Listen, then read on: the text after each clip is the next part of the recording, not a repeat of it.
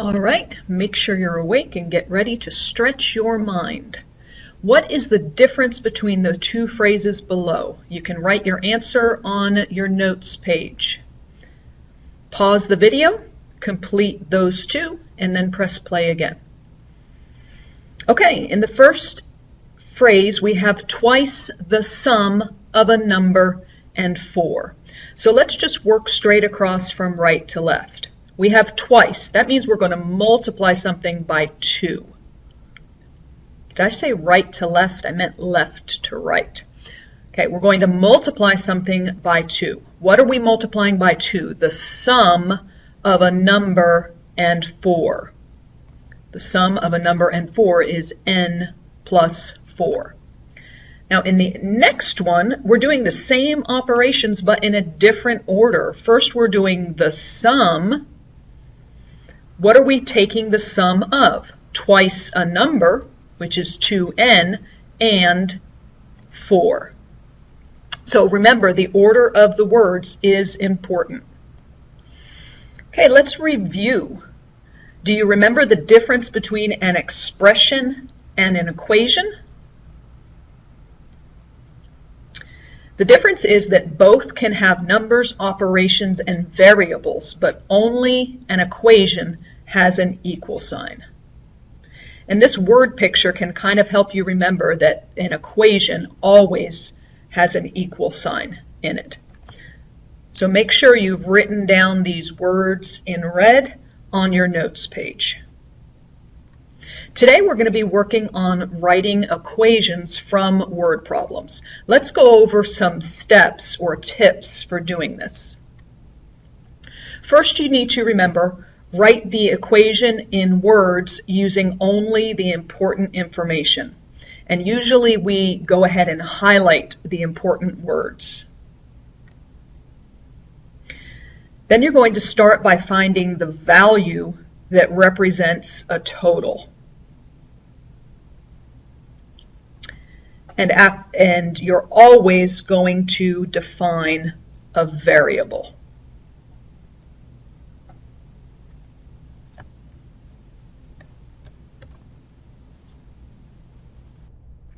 Okay, we're going to practice writing expressions and equations from word problems.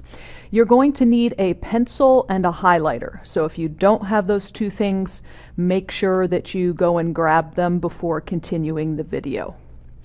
Okay, let's review our tips for writing equations from word problems.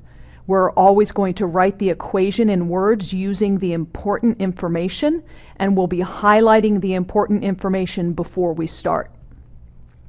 We're going to start by finding the value that represents a total, and then we're going to always use a variable. Let's start with example number 1. Miss Gonzalez bought $24 worth of notebooks.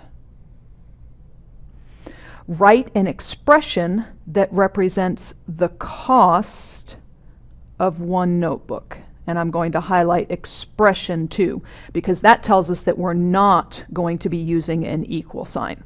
So now that we've highlighted our important words, we need to find a total. Well, our total is going to be $24 because she bought a total of $24 worth of notebooks. So that's going to be our total. And we need to define a variable. What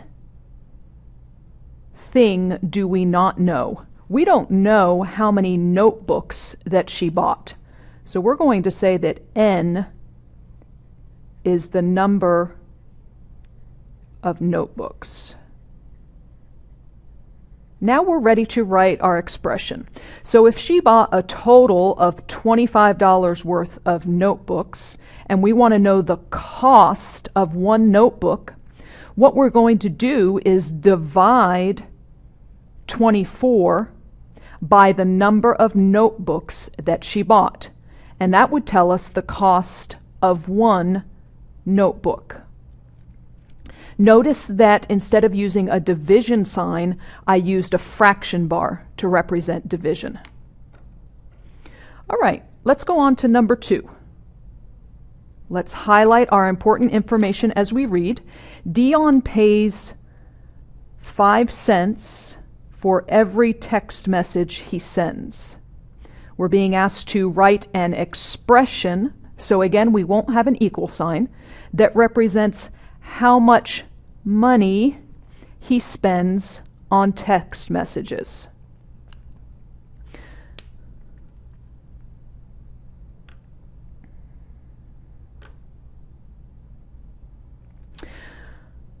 Okay, so our total in this case is going to be the money that he spends on text messages. So if I were writing an equation, I would write equals total or something like that. But we're not asked to write an equation, we're asked to write an expression. So I'm not going to put an equal sign with the total in this one. I'm just going to go right to defining my variable. And the variable is the number of text messages. We don't know how many text messages he sent. So we'll say that T is equal to the number of text messages. So how do we calculate how much money he spent on text messages? Text messages cost 5 cents for every text message. And remember, the every is going to mean multiply. That's a multiplication word that I don't think was on our list. So the word every means multiply. It's kind of like saying per. So 5 cents for every text message. So that would be 0.05 T. Now what if Dion sent 300 text messages? Well, that means that T would be equal to 300. So instead of writing 0.05 times T, we could write 0.05 times 300 and then calculate 0.05 times 300, which would be 15. When we're answering a word problem, it's always important to tell our units. So what are we talking about here? 15 what? Well, it's how much money, so it would be $15. Okay, we're going to skip number 3 and jump down to number 4. I'd like you to pause the video and go ahead and highlight what you believe are the important words. Adam's age is 4 years less than Bianca's age. Adam is 16. How old is Bianca? So we actually have 2 variables in here. We have Adam's age,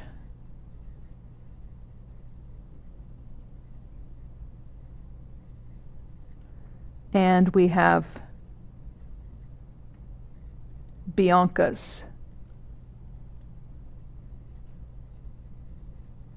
age. I'm sorry, you can't see that. Why didn't you tell me you couldn't see that?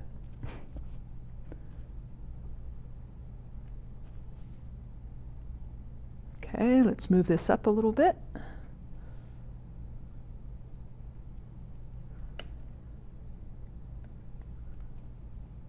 There we go. So A is going to be equal to Adam's age, and B is going to be Bianca's age. Oh, hold on a minute. We forgot to find the value that represents the total. We have a very important word in here. Is. So Adam's age is. So that means that there's going to be an equal sign in there. And it also means that Adam's age is our total. So our total is Adam's age. So we can put A right here. So Adam's age is 4 years less than Bianca's age. Remember that turnaround word phrase, less than? It's going to be a minus, and that means that Bianca's age and 4 have to switch places. So B is Bianca's age. That's going to go first. Minus 4. Okay, turn over to your next page.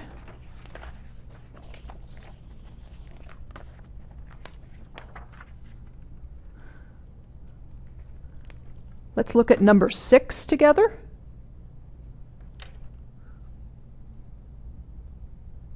The number of hours Samantha practices swimming, S, is 3 hours more than the number of hours she runs. This week she swam for 25 hours. Write the equation that would help find how many hours she ran. So we're going to be writing an equation, so we know we're going to have an equal sign. Okay, so let's start by finding the total. It says the number of hours Samantha practices swimming is, that's our equal, so that means that the hours Samantha practices swimming, S, is our total. So S is our total. 3 hours more than the number of hours she runs. More than means plus. It's also a turnaround word, so the R, the number of hours she runs, needs to come before the 3. Now we're given another piece of information here. We're told that Samantha swam for 25 hours. So let's go ahead and replace the S with 25.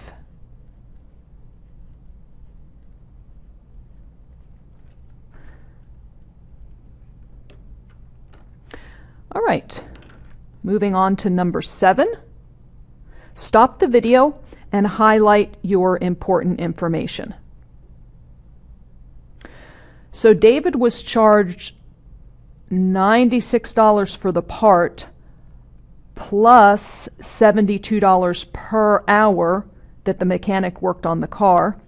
His total bill was $388, and we're asked to write an equation. Let's see if we can find our total. It actually has the word total bill in here. It says the total bill was $388. So our total is $388. And we know we're writing an equation, so we're going to need an equals after that total. Okay, let's define some variables. What do we want to find? We want to find the number of hours the mechanic worked on the car. So we're going to call that H. H is going to be our number of hours. Okay, now we're ready to write our equation. So the first thing David was charged was $96 for the part, plus, which means add, $72 per hour. Per means multiply, so we're going to multiply 72 times H, and that would give us the total cost of $388. Okay, let's move down to the bottom.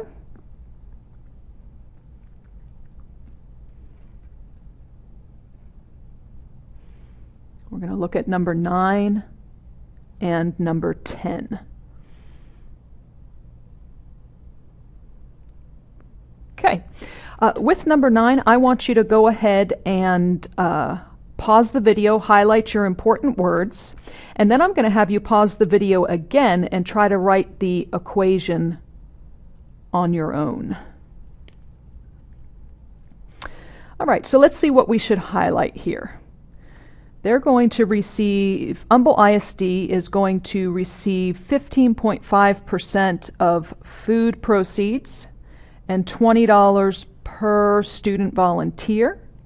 We want an equation that represents T, the total money donated, when F, food proceeds are collected, and S, students volunteer. So we're actually going to have 3 variables in our equation. I write an equal because it's an equation.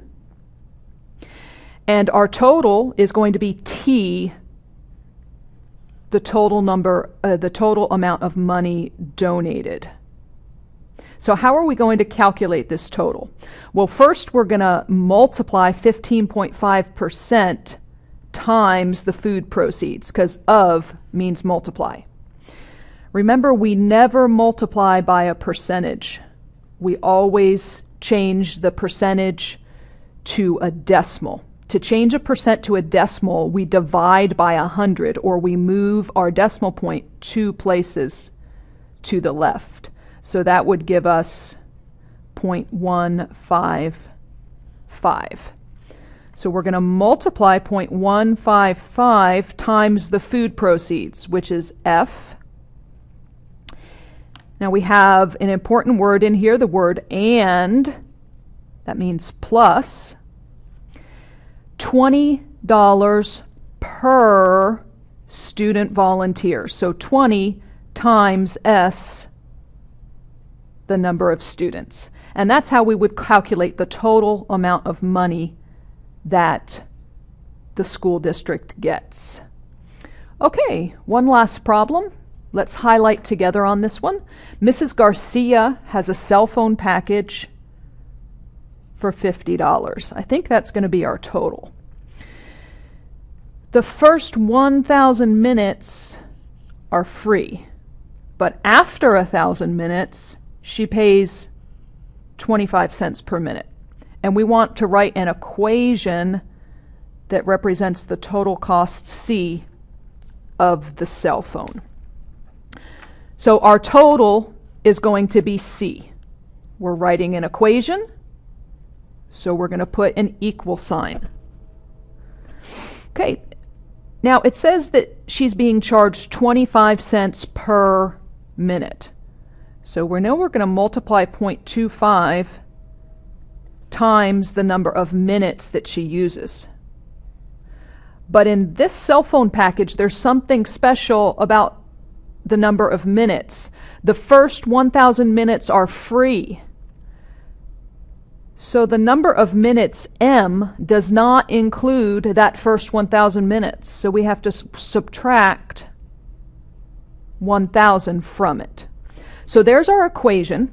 They did give us a little bit more information about the total cost of the cell phone, or the cell phone package. It says that it was a total of $50. So we can replace,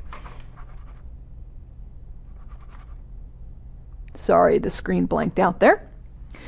They did give us a little bit more information about the total cost of the cell phone. They told us that the total cost of the cell phone package was $50.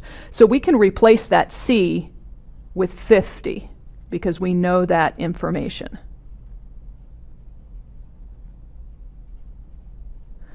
Okay, that's all for the lesson.